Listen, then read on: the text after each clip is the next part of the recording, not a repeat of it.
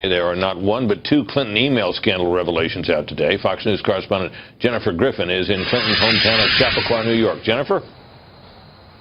Well, Britt, on the one hand, the Clinton campaign may be gloating over that Trump audio tape, but they are also very concerned and have had some bad news today in terms of Clinton's own emails. Just a few moments ago, I caught up with President Bill Clinton, who was out on his evening walk here in Chappaqua, and I asked him about the revelations this afternoon that the intelligence community now believes Russia is behind the hack into U.S. political parties' emails. He told me he had known it all along. He did not respond to accusations from Trump that he had said worse things in the past. The State Department, meanwhile, responding to a court order, released a new batch of Hillary Clinton's emails from when she was Secretary of State, including one from Clinton's former campaign strategist, Mark Penn, suggesting she should find a way to push Vice President Joe Biden off the ticket in 2012. Quote, one way for President Barack Obama to win second term is to ask you to be VP. He will realize that after midterms. Separately, emails obtained by the RNC through the Freedom of Information Act appear to show that White House officials were actively coordinating with the State Department at the start of Hillary Clinton's presidential campaign in 2015 to control the fallout from Clinton's use of a homebrew server. In one email exchange, Clinton's current communications director, Jennifer Palmieri, who was serving in the White House at the time, reached out to the State Department's public affairs director, Jen Psaki, to request that she shield Secretary of State John Kerry from news media questions about Clinton's server. In one email, Palmieri asked Psaki, quote, think we can get this done so he is not asked about email? To which Psaki replies, quote, agree completely, and working to crush on my end. A day later, Psaki adds via email, good to go on killing CBS idea. A senior administration official says the email exchange referred to their desire to prevent Secretary Kerry from doing any Sunday show interviews at a time when the Iran nuclear talks were at a sensitive time.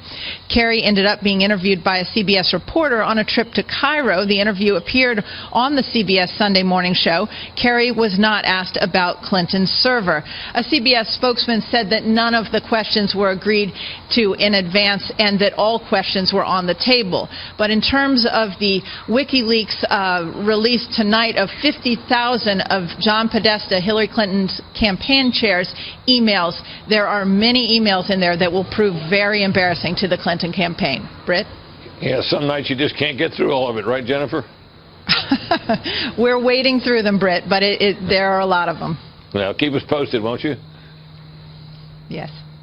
And tonight it also appears that WikiLeaks has released transcripts of Hillary Clinton's paid speeches. You remember all the fuss about those? BuzzFeed News published lengthy excerpts this afternoon. Here are a few samples from different speeches to Wall Street and other moneyed groups.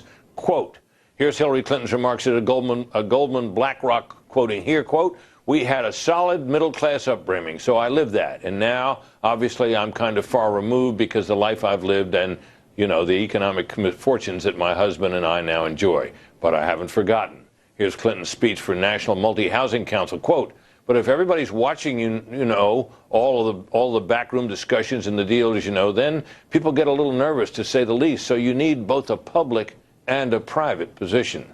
And here are Hillary Clinton's comments to Banco Itaú, a former Brazilian bank. Quote, my dream is a hemispheric common market with open trade and open borders. Sometime in the future with energy that is as green and sustainable as we can get it, powering growth and opportunity for every person in the hemisphere. And here is Clinton's speech to Goldman Sachs Builders and Innovators Summit. Quote, but you know, part of the problem with the political situation, too, is that there is such a bias against people who have led successful and or complicated lives. You know, the divestment of assets, the stripping of all kinds of positions, the sale of stocks. It just becomes very onerous and unnecessary. Our nightly political panel is back. Byron York of the Washington Examiner, Heidi Prisbilla of USA Today. Well, the Hillary Clinton we've seen lately is not the Hillary Clinton speaking so sympathetically about executives who have had involved in divestment and the rest of it, nor is she the person who will tell you that she has public and private positions. What do you think, Heidi? Well, I think we're going to have to create a classification system for these here, going through all of this. And I'm going to say that there's part of it that is minorly damaging and part of it that's majorly damaging. Which is which? The minorly damaging is shocking politicians talk different in private than they do in public, and that she would try to ingratiate herself and show a sympathetic side to these Wall Street bankers who are paying her to speak to them. That's minorly damaging. The majorly damaging part is the part where they talk about trying to fit their policy to her rhetoric and the part about open borders and trade, because this is the exact opposite of the position that she has presented to all of us ever since Bernie Sanders essentially pushed her to the left on this. And he knew, as did a lot of his supporters, and it's the reason why they're still skeptical of her today, that in her heart she's a free trader. It's the same thing with and an open borders person.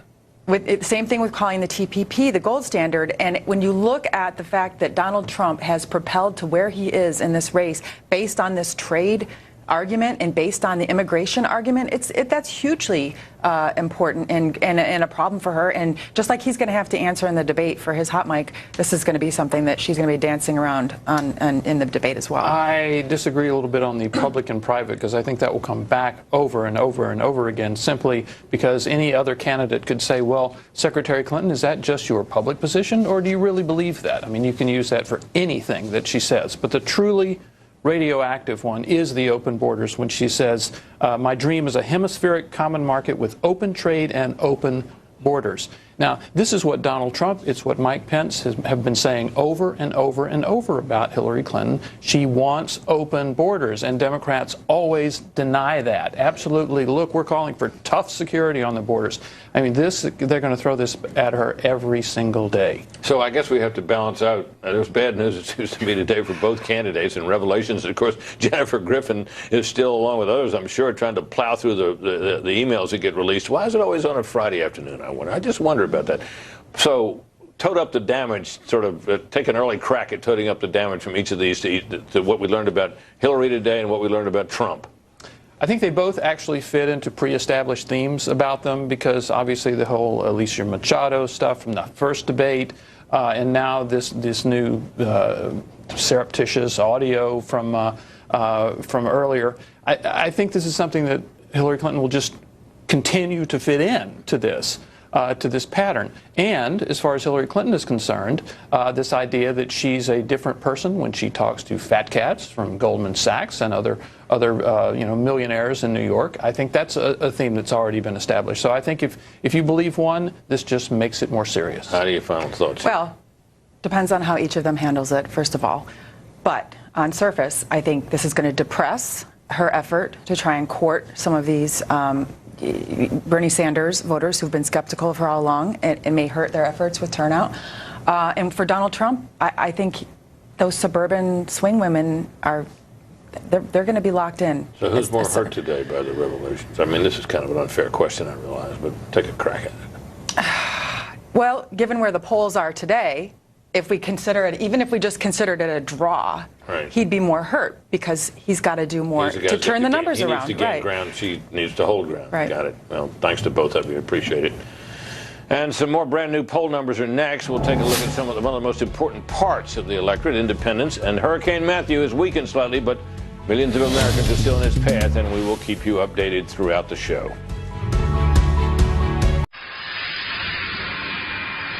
Welcome back to Fox & Friends. First, Donald Trump and Hillary Clinton are gearing up for their second face-off tomorrow in St. Louis. But first, Trump has to contend with the leaked audio from 2005, the video recording of him making lewd comments toward women. If you haven't seen that yet, you will see it today. So how should Trump respond to this bombshell during Sunday's debate and get the focus back on the election? Scott Jennings is a Republican strategist and a veteran of 4 presidential campaigns. He's prepped candidates for the debate stage in the past. Scott, thanks for joining us this morning. You anticipate preparing for a debate. You don't anticipate a video like this dropping just a day before that debate. How is that going to change the way Donald Trump prepares? Well, there's 2 issues really here. I think a decision has to be made about whether to put Donald Trump out there in a speech format before the debate. I would advise them to do it. I think he needs to try to deal with this in a live speech, not a video. Number 2, he was already going to have to deal with some controversies at the debate. The Machado dispute that he's had with Miss Universe, the New York Times story over his taxes.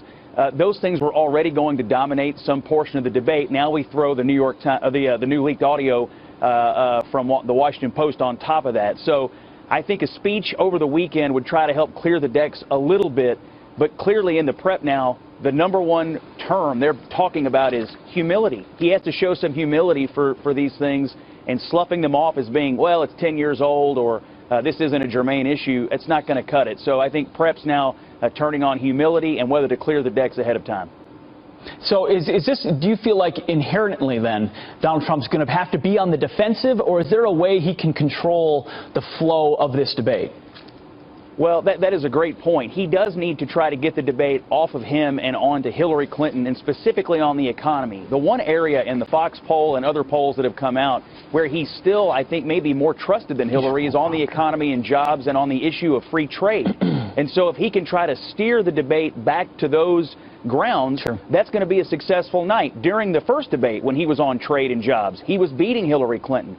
The trouble is now, though, in a 90-minute debate, you're looking at having to deal with 3 major controversies. And so getting out of St. Louis with a win means spending more time on the economy and jobs and less time on your own controversies and explaining them. And that's getting harder now because of what happened on Friday night. That's why I would strongly consider something ahead of time to try to reduce the amount of time you're dealing with that at the debate and increase the amount of time you're dealing with issues that matter to people's lives. And you've also mentioned that, you know, a 90-minute debate is oftentimes distilled down to a few seconds or a few moments. What do you think would be a few moments? What would be the opportunity or a moment for Donald Trump to find that? Well, given what happened last night, he's got to find a very human, humble moment to be apologetic about what came out on Friday night. I don't really think the video that was issued is going to cut it. I think he needs to show some real contrition that's not being read off of a teleprompter. He needs to have a real moment where he acknowledges his failures and shortcomings and tries to explain why he's still fit to be the President of the United States. Ultimately, it's finding a presidential moment. You know, he needs to show people that I'm human, people do make mistakes, and here's how I'm willing to own up to it. Not reading something off a piece of paper, but doing it straight from the heart. I've never said I'm a perfect person, nor pretended to be someone that I'm not. I've said and done things I regret, and the words released today on this more than a decade-old video are one of them. Anyone who knows me knows these words don't reflect who I am. I said it, I was wrong, and I apologize. I've traveled the country talking about change for America, but my travels have also changed me. I've spent time with grieving mothers who've lost their children, laid-off workers whose jobs have gone to other countries, and people from all walks of life who just want a better future. I have gotten to know the great people of our country, and I've been humbled by the faith they've placed in me. I pledge to be a better man tomorrow and will never, ever let you down. Let's be honest, we're living in the real world. This is nothing more than a distraction from the important issues we're facing today. We're losing our jobs, we're less safe than we were 8 years ago, and Washington is totally broken. Hillary Clinton and her kind have run our country into the ground. I've said some foolish things, but there's a big difference between the words and actions of other people. Bill Clinton has actually abused women, and Hillary has bullied, attacked, shamed, and intimidated his victims. We will discuss this more in the coming days. See you at the debate on Sunday.